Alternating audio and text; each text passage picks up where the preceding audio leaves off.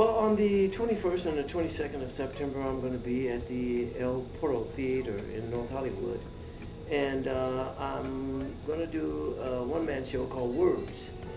And for the first time ever, I'm doing 2 nights of just saying my poetry.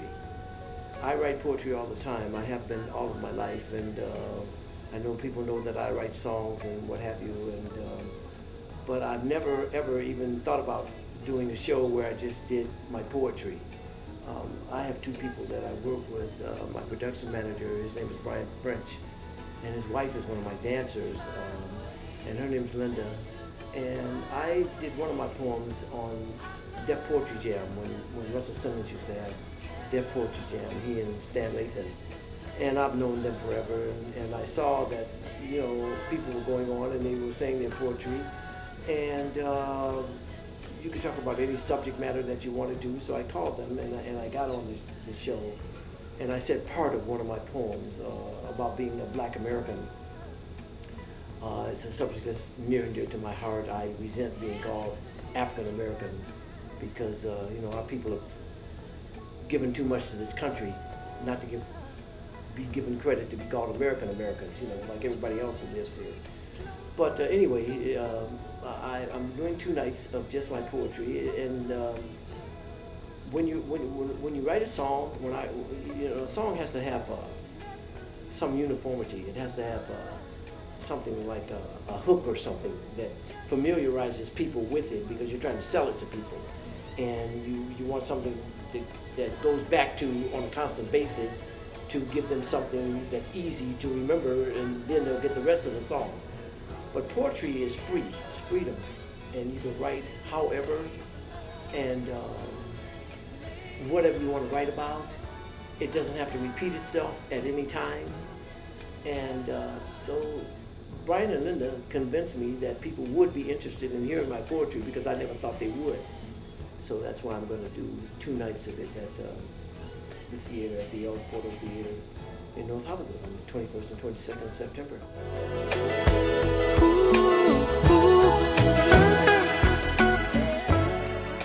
My Uncle Claude was my favorite uncle. He was also my godfather.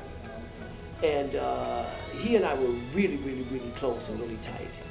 He used to take me to see cowboy movies all the time when I was a little boy, because I loved cowboys. If you asked me from the time I could talk until I was probably about 7 or 8, if you asked me what I wanted to be when I grew up, I would have told you I wanted to be a cowboy, because I loved cowboys and I loved the ones who sang, okay? So he would take me to see cowboy movies, and he had a cowboy name for me, which was Smokey Joe. That was a cowboy name for me. And so he called me Smokey Joe, and he named me that when I was 3 years old. So from the time I was 3 years old, if people asked me what my name was, I didn't tell them William. I told them my name was Smokey Joe. And so that's what everybody called me until I got to be about 12, and then they dropped the Joe off and I just became Smokey.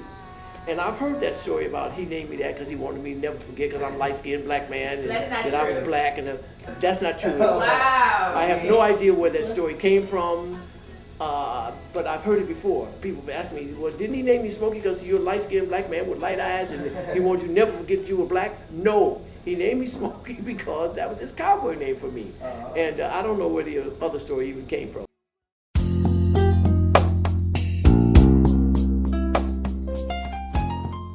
Well, I think most people probably know I was born in Detroit. And Detroit is the birthplace for Motown.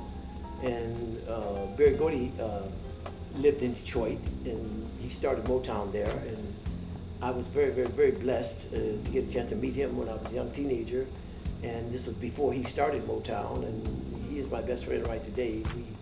We're just tight.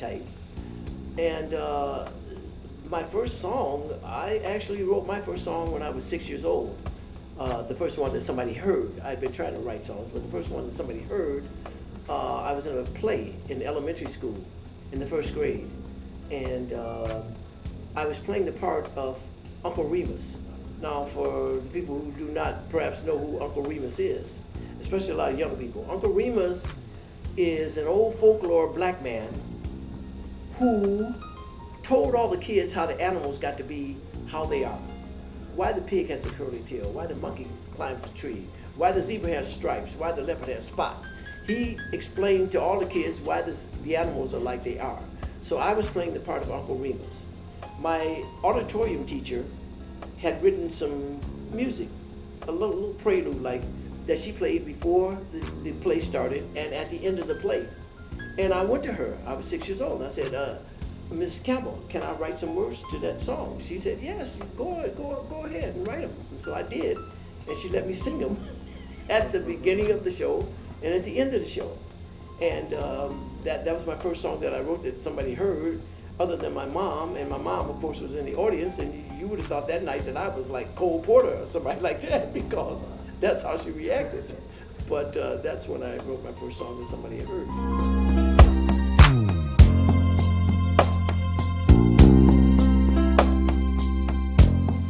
When I buy records, and it's always been that way for me, even right today, I want to know who wrote the song.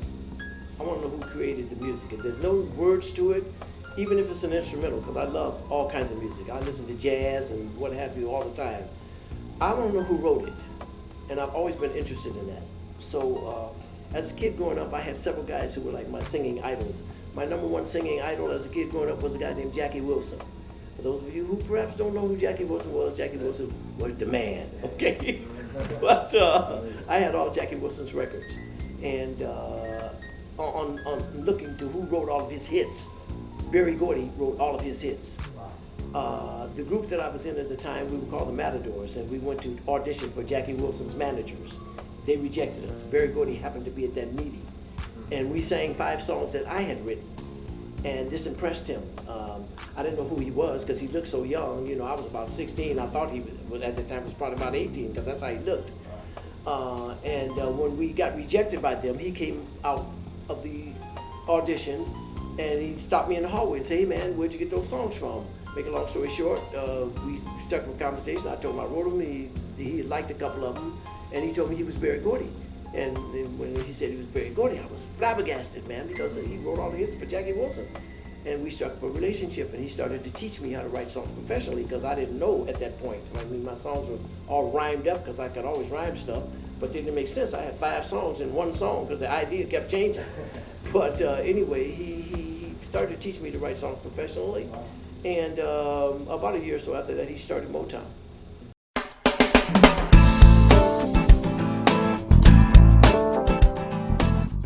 Started Motown. I mean, there was only 5 people there when Barry first started Motown, and how I started to get the records on the artists that were coming in, basically because Barry and I were very competitive. We still are today.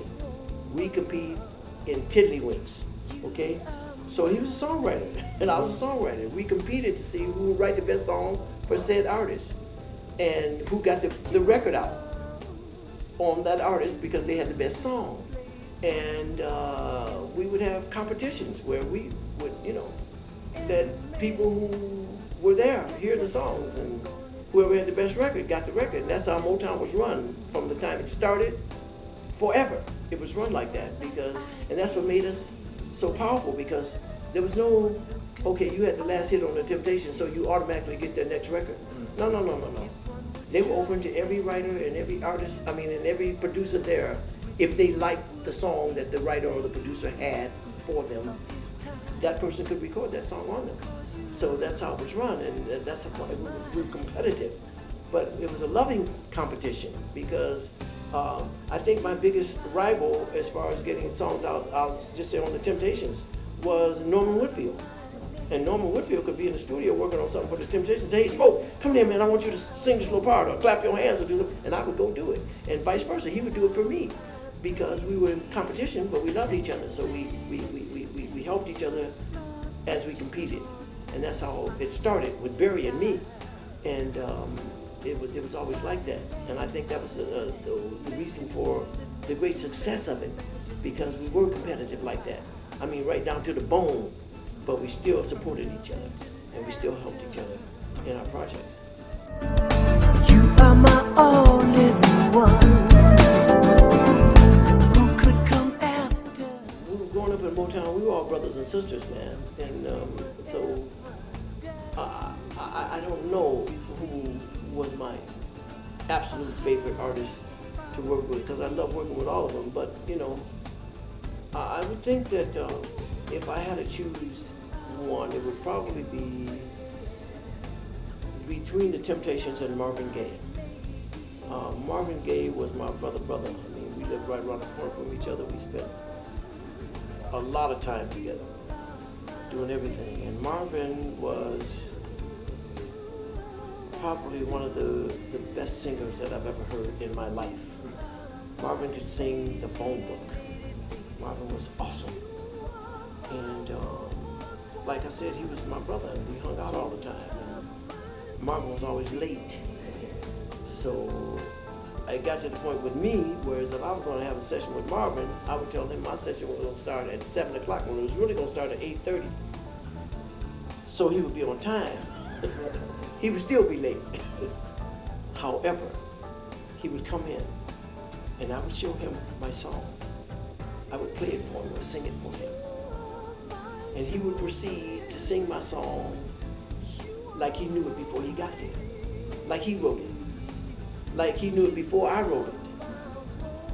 He would just do stuff with your song that you never even imagined. I used to tell him all the time, man, you Marvinized my song. Because that's what he did. He was awesome. So, and then the Temptations were the same way. I mean, the Temptations, I'd be working on a song with them, and I never ever showed the Temptations a background vocal in my life. I mean, I'd be there and I'd be working with whoever I wanted to sing the lead on that song. I'd be working with them, and the Temptations would be standing around, and they make up their own background vocals. They say, okay, man, right here we're gonna do so and so and so and so, and they would do it, and they were just awesome to work with like that. You know, one of the most famous parts of a song, of any song, I think, ever, is hey, hey, hey, in My Girl, you know. Temptations made that up. I wasn't thinking about hey, hey, hey. I was just showing David Ruffin the lead vocal. They were standing around making up the background vocals like they always did. So, but I love working with all the artists there.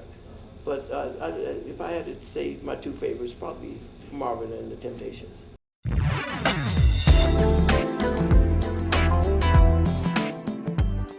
Well, Michael Jackson was a phenomenon, you know. I've been watching entertainers and entertainment shows and what have you since I was probably 3-4 years old. I mean, and loving them. I used to watch TV, and I would watch all the musical shows, all like Ed Sullivan and those shows like that. I'd watch all those shows, and I've seen everybody. I mean, I have old films on people like Bessie Smith and Cab Calloway and Count Basie and people like that, you know. And I have seen everybody. And when it comes down to the overall picture, who could sing and dance and do the whole thing, Michael Jackson is number one in my book. He was a phenomenal talent from the time I first saw him when he was 10 years old. I saw him when he was 10 years old. He came to sing at Barry's house. The Jackson brothers, they came to sing for the auditioning to be on Motown. And Michael Jackson was 10 years old, and he was singing and dancing like he was 30. And he was amazing. And he was amazing forever. Michael Jackson probably has had the greatest influence on today's music world than anybody ever in the history of music. When you see all the young artists now, they all got a bunch of dancers behind them. They're trying to do all the moves that the dancers do. They've got this big production thing going on. They've got all that. Michael Jackson started that. Michael Jackson outdanced the professional dancers that he had behind him. You know what I mean? A lot of stuff he made up, and they were professional dancers. But Michael Jackson was Michael Jackson. And it'd be hard to ever have another Michael Jackson.